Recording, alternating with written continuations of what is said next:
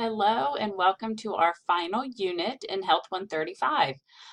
So I hope that you have enjoyed everything that you have learned about health, safety, and nutrition in this course and enjoyed putting your menu plan together. So I am planning on having those graded by the end of this week so that you know where you stand in the class because there's only 2 assignments that are left in order for you to complete this course. So there is no final exam in this course. This class is meant to be a very practical project-based class where you are taking the information and applying it into something that you can use. So as we get into our final unit, really what we're looking at here is how are we able to take this information and use it practically and share it with parents. Those are really the items that we're going to be focusing on during this particular unit. And one of the first things that you're going to do, which is one of 2 discussion boards that you have for this unit, is actually exploring the licensing website.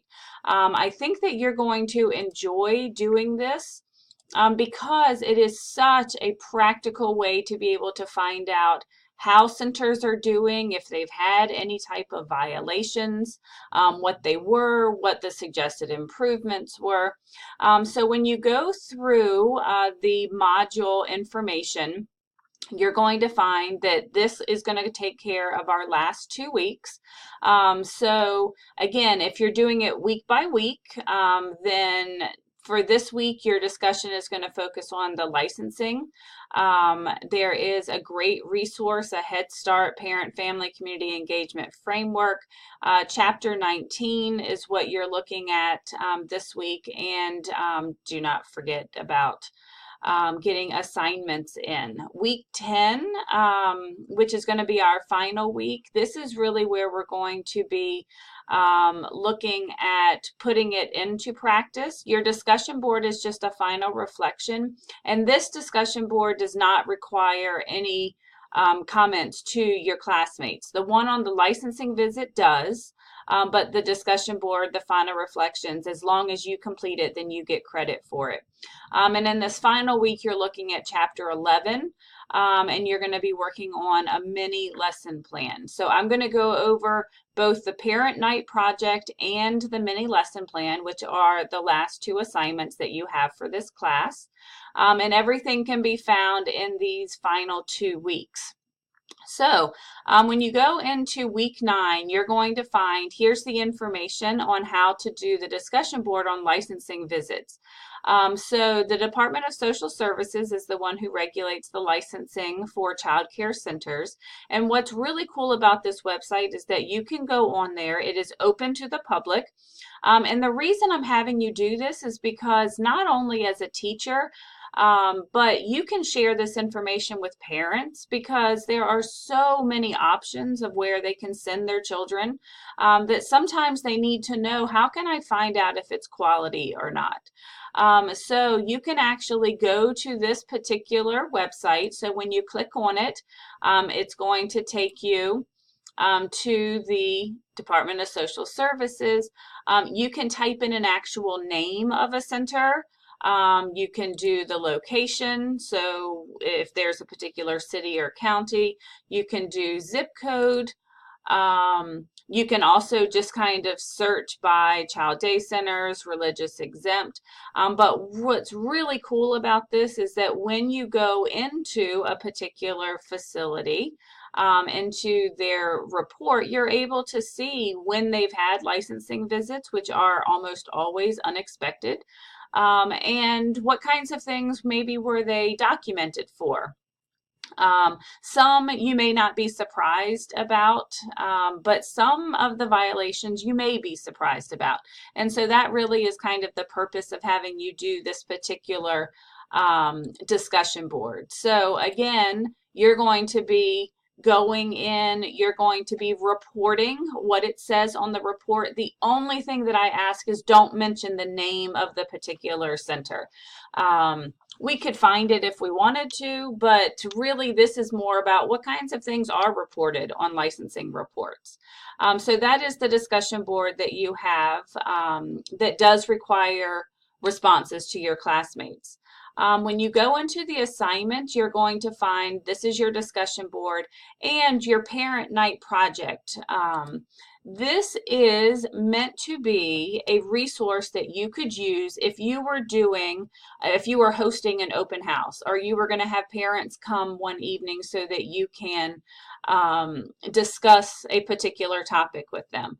So it has to, when you go down to the instructions, it has to relate to health, safety, or nutrition. This is going to be a PowerPoint that you're going to create. So hopefully you are familiar with PowerPoint, but if not, it works very similar to Microsoft Word. But all of the chapter PowerPoints have been available to you, so you can see kind of how they're set up. You have complete creative license with this, so have fun with it. It needs to be at least 20 slides that includes at least 10 facts about your subject, so whether you choose to do obesity, the importance of play on their development, safety in the classroom, good eating habits for young children, food allergies, like anything at all that relates to health, safety, or nutrition is fair game. So whatever topic you choose, I would definitely choose something that you're interested in, because I just think that it's pointless to actually create something that you are not interested in. So in your 20 slides, make sure that there are at least 10 facts on that subject, which means it's not what you think, it's research that you have found. 5 suggestions for how parents can now use this information with their children. So if you notice, that's 10 plus 5, you're already at 15. Make sure that you put some photos in there and at least one video. That's the technology component that needs to be in there. And then a reference slide where you are keeping track of all of the sources that you used. So again, this is meant to be something that you could actually use if you were wanting to teach parents all that you've now learned about health, safety, or nutrition. So have fun with this one. It is meant to be something that is very practical and that can be used immediately. So the rubric is down here, and again, it's everything. As long as you follow all of those requirements, then you're going to be fine. So that is the first of the 2 assignments. And then when you get down to our last week, if you're going to do it week by week, then you're going to find your final assignment, which is a mini lesson plan. So for those of you who have done lesson plans before, please don't freak out, because you are not going to be doing it nearly as in depth as you have in your other courses. So there are some videos for you that were developed by my friend Jeannie Hopkins to be able to help you as you are doing this. But what you're going to find is in the mini lesson plan, there are some, I'm trying to find the template.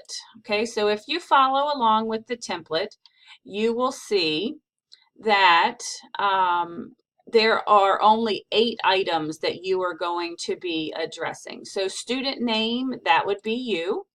Come up with the title of your activity. And remember, this is one activity. This is not a week-long unit.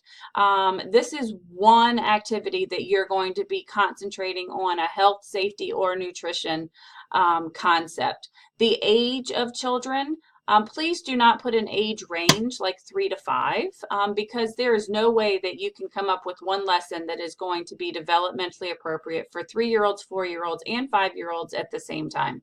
So when you do ages of children, it really is meant to be infants, 2-year-olds, 3-year-olds, 4-year-olds, 5-year-olds, kindergarten, 1st grade, 2nd grade, 3rd grade. So remember, early childhood encompasses birth through 8, which is 3rd grade. So when you do your format, is this activity going to be done as a whole group, as a small group, which is normally 3 to 4 children, or is it going to be a one-on-one activity? When you get to the content area, every single person should have health and safety highlighted. because this is not meant to be an art project. It's not meant to be a science project. This is health and safety. That's what you're focusing on. So that's kind of your beginning information. Then you get down to your organizational procedures. So the first thing that you have is the concept. What is the skill that you want children to learn? How to brush their teeth properly, how to eat a healthy meal, how to be safe out in the sun. Use the standards, which is where we are right here, to be able to make sure that your concept is developmentally appropriate for your age group. So when you get down to the standards, what you're going to use are either the Virginia milestones, which is birth to 5, the foundation blocks, which is only for 4-year-olds, or the SOLs, which is kindergarten through 3rd. So make sure that you are using the appropriate set of standards based on the age of your children. So in Blackboard, you will actually see we've already put the links for milestones, foundation blocks, and then the SOLs. So you can go directly there to be able to find an appropriate standard. So when you actually put in your lesson plan, the document title is either Virginia Department of Education, SOLs, Virginia Milestones of Education, Virginia Foundation Blocks. The learning domain is going to be what's probably at the top of the page, whether it says health and physical education, health and safety, physical development, but whatever the kind of overall topic is. The page number from where you got your particular standard, and then write out the complete standard. A lot of times, especially with the milestones, people are tempted to put A9. The problem is there's an A9 in every single one of the domains. So this needs to be extremely detailed so that someone looking at your lesson plan knows exactly where it came from. Learning objectives, there is a very simple formula that you're supposed to use when you write an objective. And it goes like this. The child will, and then all you do is you can copy and paste the standard that you had up here, right here, and then you finish with when they, whatever activity they're doing. That is all you have to do for the learning objective. People try and make it so much more difficult, but this is measurable and this is specific. So that's all I want to see for your learning objective. If you've already come up with your title and you've already found your standard, then you can write your learning objective. The rationale, why is this concept, why is it important? This is not an opinion.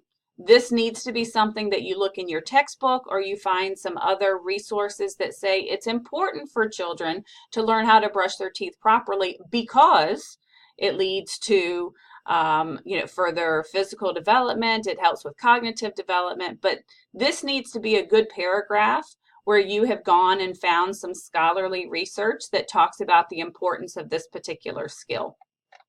Materials and aids, that's exactly what it is. What are you using? Be specific here. And then finally, we get down to what you're actually going to do. So teaching procedures, I like to see it step by step. So you can do bullet points, you can do 1, 2, 3, 4, but start from the very beginning all the way to the last step. I always like to tell students, pretend that someone who has never worked with children is coming in to do your lesson. Do you have it in such a format that they could do it exactly the way that you were planning on it? Considerations of variations, if you have a child who speaks a different language, you have a child who's hard of hearing, try and come up with at least 2 different ways that you could modify this lesson so that those students could be involved. And then finally, high quality resources, that's your bibliography. What did you use to be able to put this together? So obviously your standards are going to be in there. And if that's all you used, you came up with everything else on your own, then that's fine. But if you used any other resources, then you need to list them there. So I think that covers everything that's left in this particular unit. You have all done a fantastic job, and I have thoroughly enjoyed working with each of you. Don't forget to sign up for fall classes. I hope that I get to see you soon. Enjoy this final unit and have a great rest of your summer.